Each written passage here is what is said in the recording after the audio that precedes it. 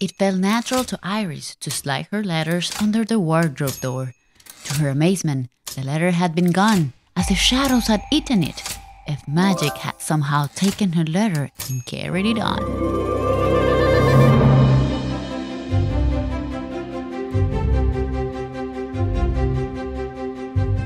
Hi, I'm Diana, the face behind Fate Reviews. Welcome to a new edition of Fate News. Find my book picks for this month and save time choosing what to read next.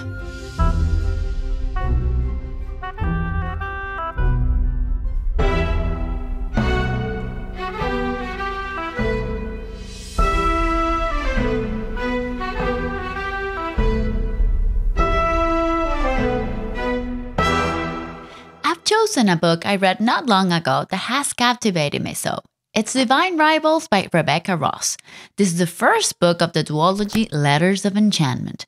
I have to say, it's the second book I read from her, and when the first one didn't enchant me, I was a bit skeptical to read this one, and then pleasantly surprised with the outcome. In here, we're transported into some kind of Narnia magic.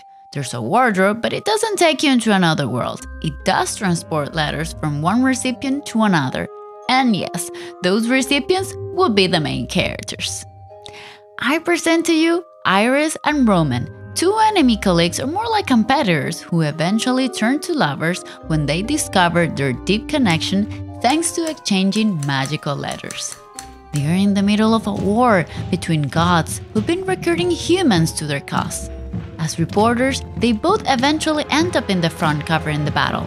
Soon, the explosions get so close that they might break them apart.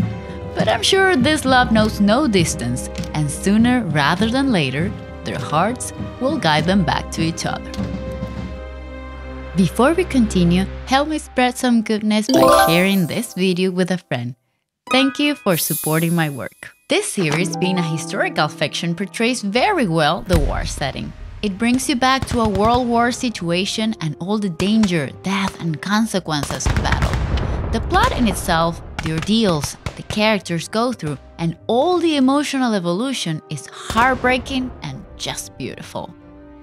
This book reminds me of another excruciating but fantastic romantic story by Rebecca Yarros, the book that actually introduced me to this author.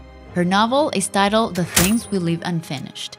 I believe her experience as a military wife allowed her to recreate a realistic story around war, love, and sacrifice, and I found those same feelings in Ross' writing. As I said in my review of Ruthless Vows, the sequel and grand finale of this series, thoughts that apply to both books. The plot was intriguing, tense, and with enough action. The romance was heartbreaking, honest, and beautiful. And the writing had this classical feeling with ornamental phrases, like reading Jane Austen or the like somehow. A style more in tune with something historic from the past. So all in all, this is a book and actually a series that I highly recommend. Now, let's find out the upcoming and promising releases for this month. Well, this month is a quieter one in terms of releases. We only have 2 books, the first one being another finale of duology, this time by the pen of Holly Black. I'm talking, of course, of The Prisoner's Throne. Coming out at the beginning of March, we'll see how Prince Oak's and Queen Soren's story ends. Remember, this is set in Elfhame, the world from Black's popular The Folk of the Air series, where we meet the beloved Cardan and Jude. Only a couple of days to find out Elfhame's fate. Hey, couldn't resist temptation and found yourself in the library but don't know what to pick? Download my on-the-go guide to your mobile so that you can carry an interesting selection of books all the time right at your fingertips. And the second one, announced not long ago, is called Avalon Tower by C.N. Crawford and Alex Rivers. It promises that if you liked Frost, you'll like this one. Shadow Spell and Sodid Academy meets the Demon Queen trials in a war between humans and Fae.